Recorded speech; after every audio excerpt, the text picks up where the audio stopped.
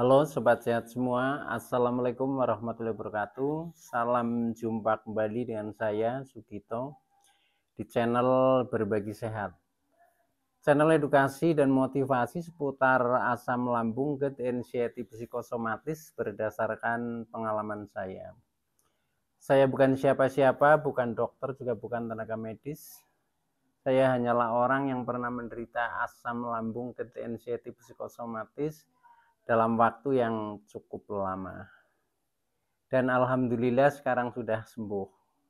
Harapan saya khususnya kepada teman-teman yang masih dalam penderitaan asam lambung, gut anxiety, psikosomatis, setelah menonton video ini akan dapat tersugesti dan termotivasi untuk dapat cepat sembuh. Saya bisa sembuh, insya Allah teman-teman pasti juga bisa sembuh. Badai pasti berlalu. Baiklah teman-teman, pada kesempatan kali ini saya akan berbagi seputar asam lambung, gut anxiety, psikosomatis dengan topik apa itu asam lambung dan bagaimana mengatasinya. Baiklah teman-teman, sebelum saya lanjutkan ya, tolong yang belum subscribe channel ini klik subscribe dan loncengnya supaya teman-teman tidak ketinggalan konten video-video berikutnya.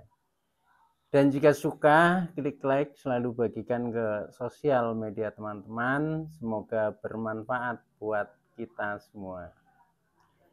Baiklah, kita lanjutkan. Jadi topik kita kali ini adalah apa itu asam lambung dan bagaimana mengatasinya.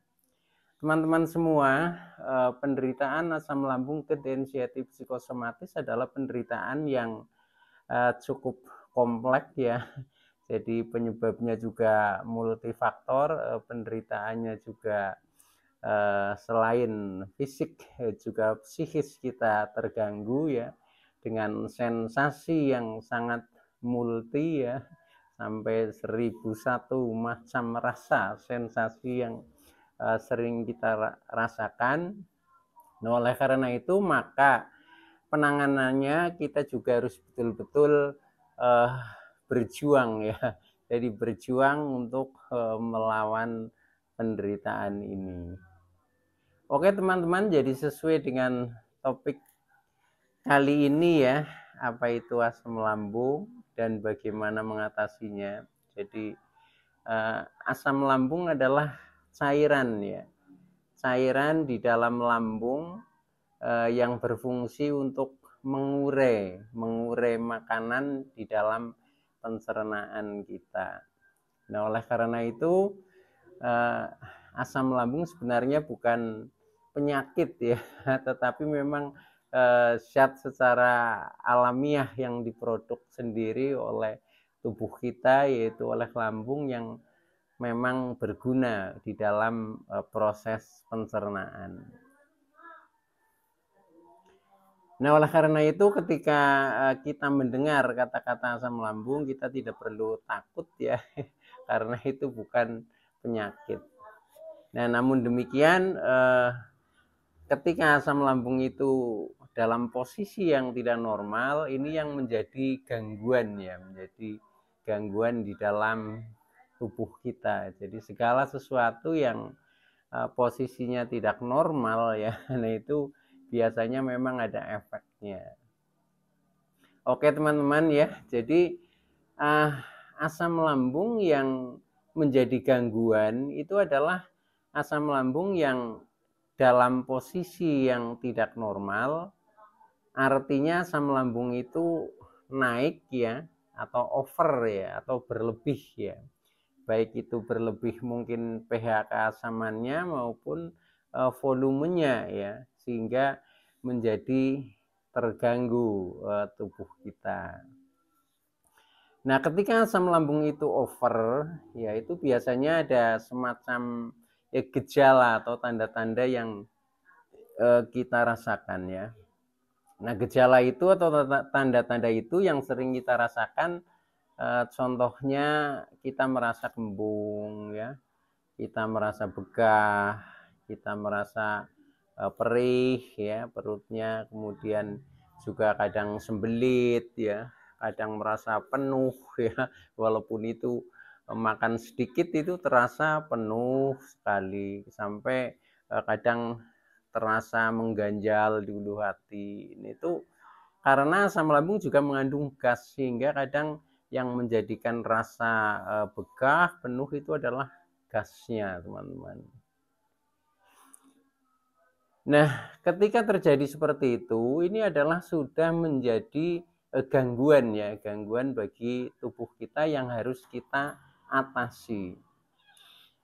Nah, untuk bisa mengatasi maka kita harus pahami dulu ya, pahami apakah itu penyebabnya ya. Nah, penyebabnya secara umum ketika asam lambung itu menjadi naik ya, atau menjadi over, itu ketika kita di dalam makan misalkan ya, ini bisa dari makanan ya.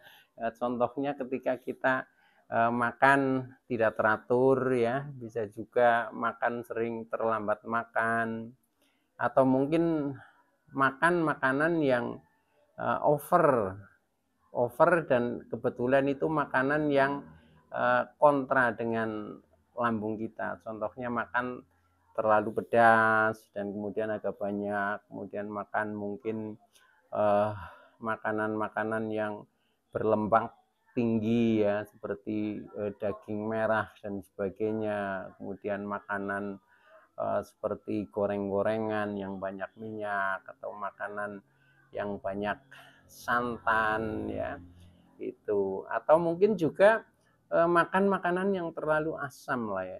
Jadi buah-buah khususnya ya, buah-buah yang terlalu asam dalam jumlah yang mungkin terlalu banyak, nah akhirnya juga memacu asam lambung itu menjadi semakin over atau menjadi naik. Nah, selain dari faktor makanan, itu bisa juga dari faktor pola hidup kita ya. Misalkan kita di dalam beraktivitas ini terlalu forsir ya, sering kecapean, kemudian istirahatnya kurang. Nah, ini juga bisa juga menyebabkan asam lambung itu menjadi naik. Nah, selain itu juga bisa juga dari faktor pikiran ya. Pikiran dengan banyaknya beban-beban pikiran ya, kemudian juga beban perasaan, emosi ya, kejiwaan, kemudian termasuk rasa kecemasan ya, seperti rasa terlalu cemas, terlalu takut, terlalu was-was, terlalu khawatir, ini pun bisa akan memacu asam lambung itu menjadi naik. Nah, oleh karena itu memang banyak sekali faktor yang bisa mempengaruhi asam lambung itu naik. Nah, maka dari itu dengan kita mengetahui penyebabnya itu adalah banyak faktor seperti itu, maka kita harus bisa mencari solusinya atau bagaimana cara mengatasinya. Nah, itu. Nah, tentunya dengan kita mengetahui sebabnya, maka kita akan lebih mudah untuk mencari solusinya atau cara mengatasinya. Nah, cara mengatasinya supaya asam lambung itu tidak over ya, tidak naik ya. Jadi asam lambung itu akan selalu normal, yaitu pertama kita menjaga pola makan kita ya.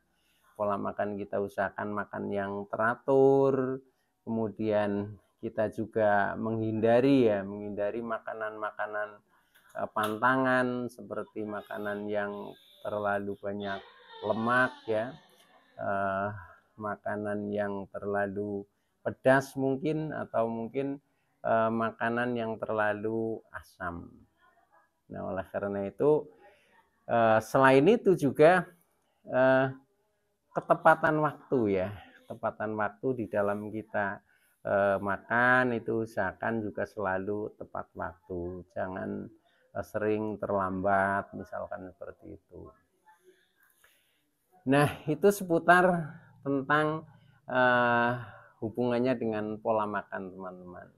Nah biasanya yang bisa mengukur pola makannya adalah ya diri kita sendiri ya. Setelah kita merasakan ketika kita makan ini misalkan akan ada reaksi, nah hal itu berarti harus kita kendalikan. Itu caranya seperti itu. Maka dari itu salah satu solusi juga itu kita memang harus memahami diri kita sendiri itu ya. Itu yang hubungannya dengan pola makan. Nah kemudian yang hubungannya dengan pola hidup itu juga diri kita sendiri yang mengatur, sehingga ketika kita tidak ingin asam lambung kita naik ya, atau supaya menjadi normal, maka pola hidup kita harus kita atur sendiri ya. Contohnya di dalam beraktivitas kita juga jangan terlalu forsir ya, kita batasi sendiri sehingga tidak kecapean gitu.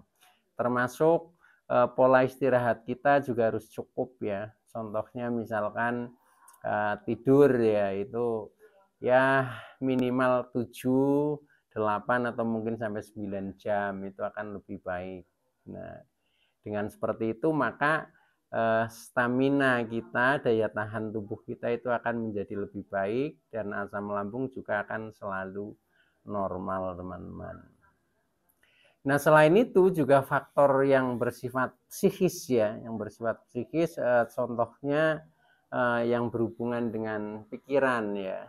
Dengan pikiran kita usahakan kita selalu berpikir yang positif ya, berpikir yang menyenangkan ya, berpikir yang baik-baik, yang ringan-ringan. Nah, itu juga tidak akan mendukung asam lambung untuk selalu naik.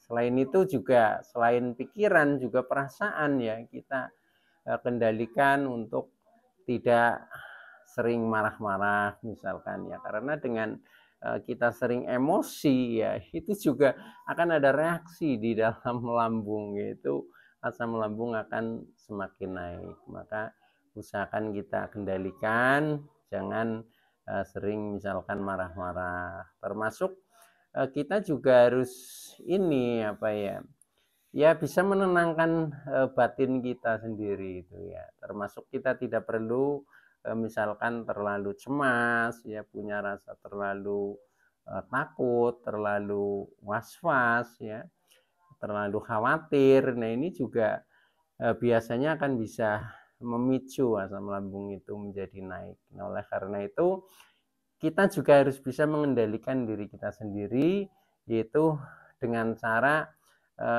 menormalkan lah, kita berpikir yang wajar, yang standar ya, yang normal, yang rasional. Nah itu insya Allah nanti tidak akan memacu asam lambung itu akan selalu naik. Oke teman-teman ya, itu diantaranya poin-poin atau tip-tip ya untuk solusi bagaimana cara kita mengatasinya. Nah selain itu kita juga harus banyak ini ya, mendekatkan diri lah, diri kepada Tuhan Allah yang Maha Kuasa, supaya hati kita menjadi semakin tenang dengan cara kita banyak beribadah, banyak berdoa, banyak bersyukur ya, kemudian kita juga selalu berusaha sabar ya, kemudian kita juga sadar dengan kekurangan-kekurangan kita yang harus kita perbaiki ya, kita perbaiki, dan kita juga harus ikhlas ya, ikhlas bahkan pasrah kepada Allah Subhanahu wa taala, dan kita yakin bahwa penderitaan asam lambung ketensiatif psikosomatis ini juga sebagai sesuatu ya atas izin Allah, yang ini merupakan kehendak Allah juga ya. Tapi kita yakin bahwa Allah Tuhan yang Maha Pengasih dan Penyayang itu selalu memberikan yang terbaik buat kita. Oleh karena itu kita juga paham bahwa penderitaan ini ya, asam lambung ketensiatif psikosomatis ini adalah sebagai satu proses pembelajaran, pendewasaan diri kita untuk menjadi lebih baik dan akhirnya menjadi lebih bahagia. Oke teman-teman ya, itu dulu yang bisa saya sampaikan. Kurang lebihnya mohon maaf. Terima kasih atas like, subscribe, serta komennya. Kepada teman-teman yang masih dalam penderitaan, semoga cepat sembuh. Saya Sugito dari channel Berbagi Sehat. Saya bisa sembuh, insya Allah teman-teman pasti juga bisa sembuh. Badai pasti berlalu. Oke, terima kasih. Wassalamualaikum warahmatullahi wabarakatuh.